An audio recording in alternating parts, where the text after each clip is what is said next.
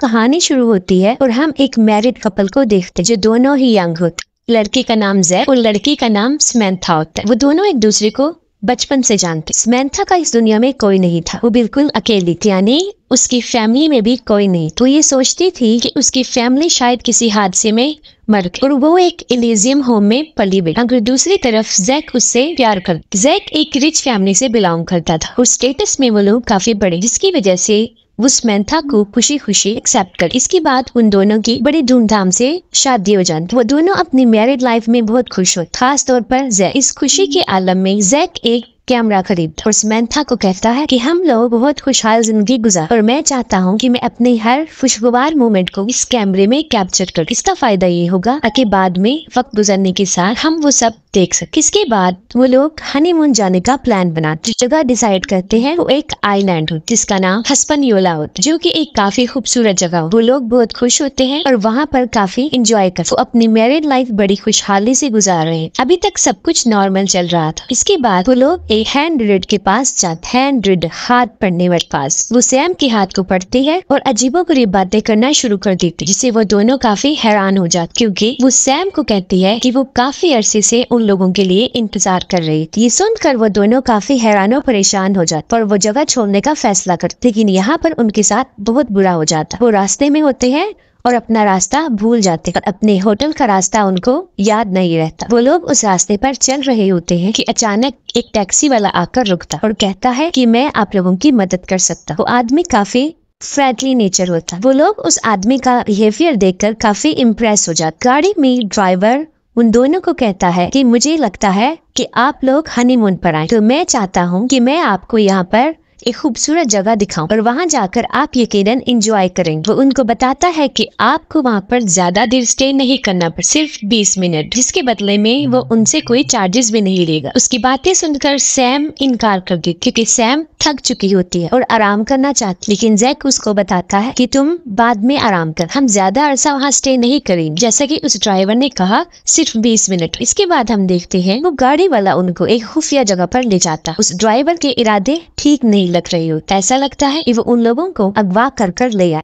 कुछ दूर चलने के बाद वो लोग एक बेसमेंट में जा, जो कि एक क्लब होता। वो जगह उन दोनों को काफी पसंद आती। सारी रात के लिए वो वहाँ पर स्टे करते हैं और सारी रात वो खूब ड्रिंक करते। वो शराब के नशे में हो जाते और इसके बाद उनको होश नहीं। इसके बाद देखा जाता है कि कुछ लोग उनको वहाँ से उठाकर ले जा रहे होते। तो इसके बाद देखा जाता है कि वही लोग जो उनको लेकर जा रहे होते हैं काफी अजीबोगरीब काम करते, जैसे कि वो सैम को एक जगह पर रखते हैं, उसके इर्द गिर्द एक दायरा लगाते और अजीबोगरीब रिचुअल कर और अपनी तरफ से कुछ अजीबोगरीब रस्में अदा कर। और ये चीज देखने में काफी भयानक नजर आती थी। यकीनन आप सोच रहे होंगे कि इन सब का क्या मतलब हो सकता, ये सब वो क्यों कर रहे हैं। अगली सुबह जब उनके शराब का नशा उतरता है, वो लोग अब होश में आ जाते और खुद को अपने होटल के उसी रूम में पाते जहाँ पर वो रहते। होश में आते ही उनको ऐसा फील होता है कि जैसे वो काफी थके हुए। वो सोच रहे होते हैं कि वो यहाँ पर कैसे आए, शायद वो टैक्सी वाला हमें यहाँ पर लेकर। उसके बाद उनका हनीमून हो जाता और वो वापिस अपने घर आ जा। अपने घर आते ही कुछ दिन बाद सैम को एक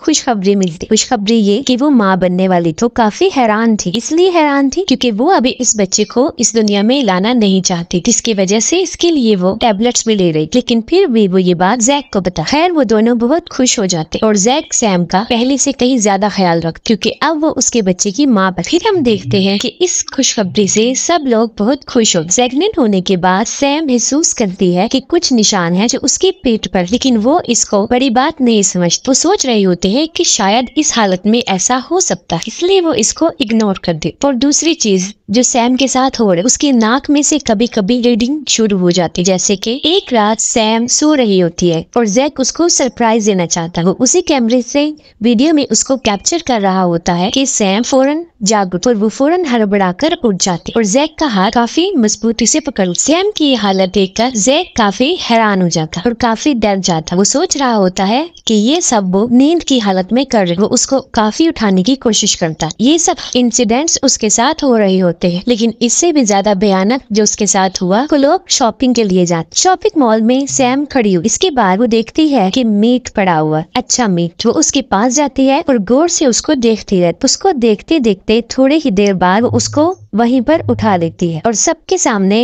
उस गोश्त को खाना शुरू कर दी। तो इतने बुरे तरीके से वो गोश्त खा रही थी, देखने में ऐसा लगता था कि काफी दिन से उसने कुछ खाया। उसे ऐसा करता ये सब लोग देख रहे, वो लोग उसे अजीबोगरीब निगाहों से देखते हैं क्योंकि ये काफी बुरी बात उनके लिए डिस्टर्बेंस, क्योंकि कोई भी नॉर्मल इंसान कच्चे गोश्त को नहीं खा, उसको खाने का मतलब कुछ और ही हो सकता। कुछ दिन बाद हम देखते हैं एक अजीबोगरीब वाकया जब जैक उसके साथ होता है। वो लोग गाड़ी में जा रहे होते हैं और पार्किंग एरिया में सैम को गुस्सा आ जाता है और वहाँ पर खड़ी सब गाड़ियों के शीशे तोड़ देती है। शायद सैम ये सोच रही थी कि वो गाड़ी उसके लिए ठीक नहीं है, उसको नुकसान पहुंचा सकती है। जैक सैम की हालत देखकर काफी अपसेट हो जाता है और वो उसको डॉक्टर के पास लेकर जाता है।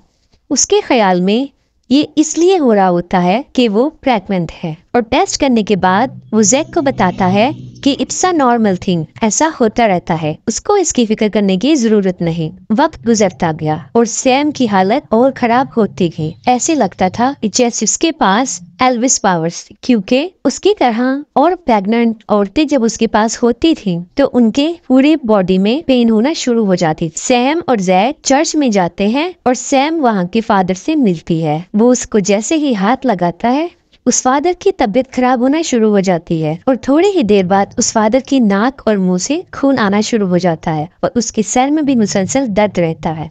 इसके बाद उस पास्टर को फौरन हॉस्पिटल लेकर जाया जाता है। सब लोग हैरान और परेशान होते हैं, उनकी समझ में नहीं आ रहा होता कि आखिर ये क्या हो गया। जैक भी काफी हैरान और परेशान होता है। इसके बाद जैक एक बात सोचता, उसके जहन में फौरन एक बात आ रही होती है कि जब उस फादर मुंह से खून आता है उसको बुरे तरीके से घूर रही होती है, जो काफी अजीब था। इसके बाद जैक सैम को मशकूक निगाहों से देख रहा है। वो फौरन अपने कमरे में जाता है, लैपटॉप खोल के अपने वो फुटेज देखता है जो उसने कैप्चर किए होते हैं। उसमें से वो फुटेज खोलता है जो उसने चर्च में कैप्चर किया होता है। ये फुटेज देख रहा होता है कि उसके सामने एक ऐसी बात आ जाती है तो वो बहुत हैरान हो जाता है। वो क्या थी? वो ये थी कि जो टैक्सी वाला उनको हनीमून पर मिला था वो उस चर्च में भी मौजूद था, जिससे वो काफी शॉक्ड हो जाता है। ये देखकर जैक सोच में पड़ जाता है कि कहीं वो इनका पीछा करता तो यहाँ नहीं आ गया। इसके बाद वो अपने हनीमून वाला फुटेज खोलता है और बारी बारी खोल के देखता है। वो सारी फुटेजेस में फुटेज ढूंढता है और आखिरकार उसको एक वीडियो मिल ही जाती है। वो वीडियो जब वो लोग बेहोश थे,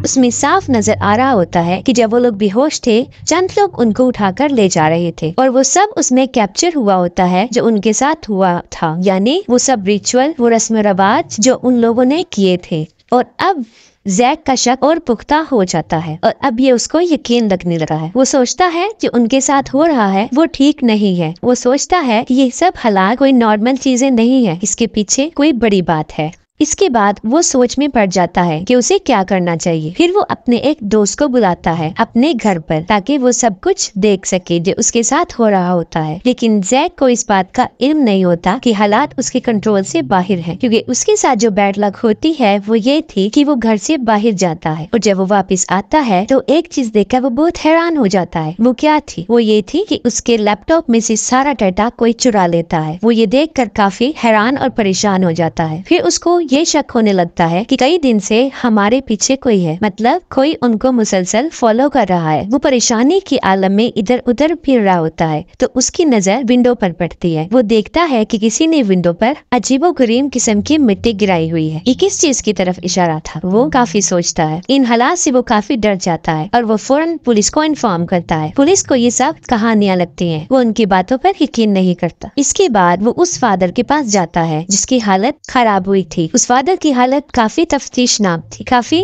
सीरियस कंडीशन में था और वो जैक को कुछ बताता है। वो कहता है कि वो वक्त दूर नहीं जब बहुत से एंटी क्राइस्ट पैदा होंगे, यानी दज्जाल। वो बस इतना ही कहता है और खामोश हो जाता है। वो कोई भी बात को एक्सप्लेन करके नहीं बताता। जैक बहुत परेशान था, उसको अपने सवालों के जवाब चाहिए थे क्योंकि इस सारे हालात से वो नावाकिफ था। और सैम में भी काफी अजीबोगरीब तब्दीलियां आ रही थी, जैसे जब वो अकेले घर पर मौजूद होती वो वही रिचुअल्स करती जैसा उसके साथ हुआ था और ये सब कुछ इस बात की तरफ इशारा कर रहे थे कि अब वो अपने होश खो बैठी है। उनके घर बर्थडे पार्टी होती है और बहुत सारे गिफ्ट्स मिलते हैं। उन गिफ्ट्स में किसी ने एक बहुत खूबसूरत नाइफ सैम को गिफ्ट में दिया होता है। वो नाइफ को लेती है और दूर दराज जंगलों में निकल जाती है और वहाँ पर मौजूद जानवरों का शिकार करती है, जो काफी खतरनाक बात थी। वो उनका गोश्त काटती है और उसको खा जाती है। एक बात तो तय थी, इसको जैक भी सोचता था कि उनके घर पे कोई नजर रखे हुए है, कि इन हालात को देखते हुए वो अपने सारे घर में कैमरेस लगवा देते हैं ताकि उन्हें मालूम हो सके कि सब कुछ कौन कर रहा है। ये सब देखते देखते जैक को एक गाड़ी पर शक हो जाता है। वो गाड़ी अक्सर उनके घर के सामने खड़ी रहती थी। इसके बाद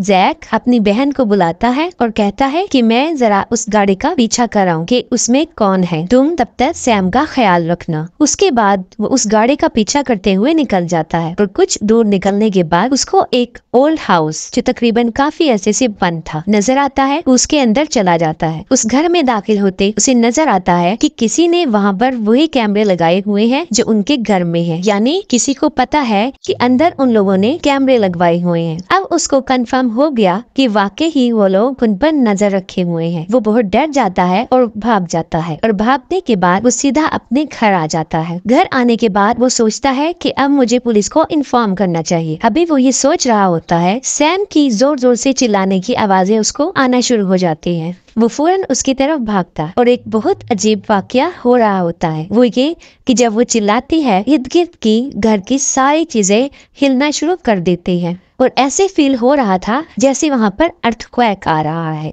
ज़लज़ले के शदीद झटके। वो सारा घर वाइब्रेट कर रहा होता है। उसके बाद वो इर्द गिर्द देखता है और अपनी बहन को ढूंढता है। उसके बाद दूर पड़ी उसकी बहन की लाश उसको मिलती है जो कि मर चुकी होती है, क्योंकि वो सैम के पास उस हालत में चली गई थी जब वो अपने रिचुअल्स में मसरूफ थी और सैम ने अपने उसे जादुई पावर से मार डाला। देखने में और सुनने में ये काफी भयानक और खौफनाक नजर आता है, क्योंकि ये कोई नॉर्मल बात नहीं है कि एक शख्स के चिल्लाने से सारा घर हिल रहा था, इस कदर कि जैसे ज़लज़ले के झटके।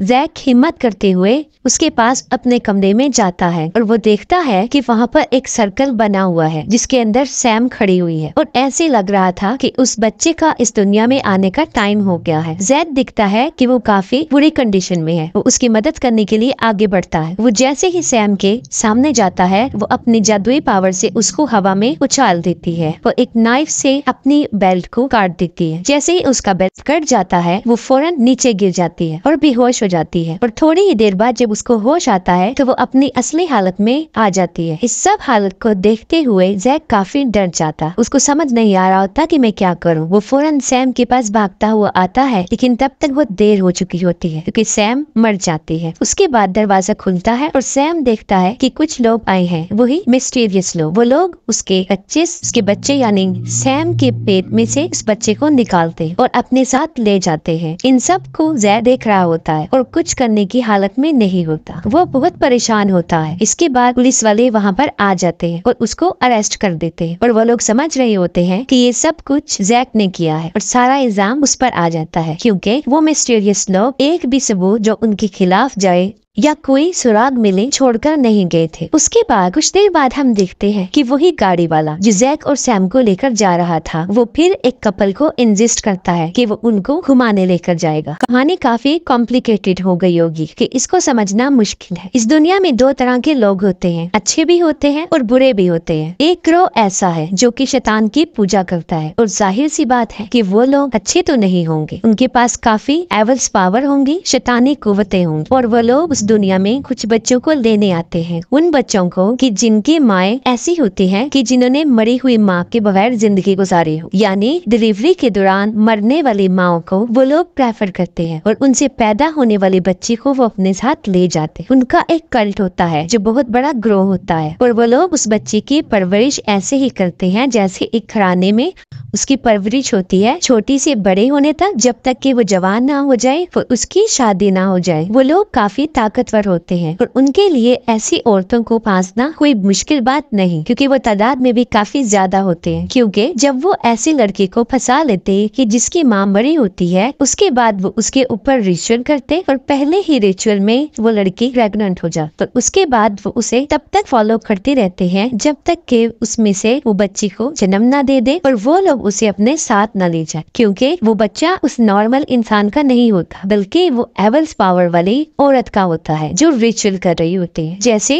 उस फादर ने भी ये बात की थी कि वो वक्त दूर नहीं जब बहुत से दज्जाल पैदा होने वाले, और ये भी उसी की किस्म है जिसके पास शैतानी पावर है, और इनको एंटी क्राइड्स भी कहते हैं। ऐसी औरतों की कोई जगह नहीं होती, मतलब उन्हें तब तक ही जिंदा रहना होता है जब तक कि वो उस बच्चे को जन्म नहीं देती, मतलब उस बच्चे की पैदाइश तक ही उनको जिंदा रहना होता है, क्योंकि वो एवल्स पावर वाले लोग उनकी तब तक जान नहीं छोड़ते जब तक कि वो उसका बच्चा निकाल ना ले। और यहाँ पर हम ये अंदाजा लगा रहे हैं कि वो लड़की सैम, जैसे उसकी मौत हुई, उसकी माँ भी इसी मौत में गई होगी। उम्मीद है आपको इस कहानी की समझ आ गई होगी, और आप इस मूवी को लाइक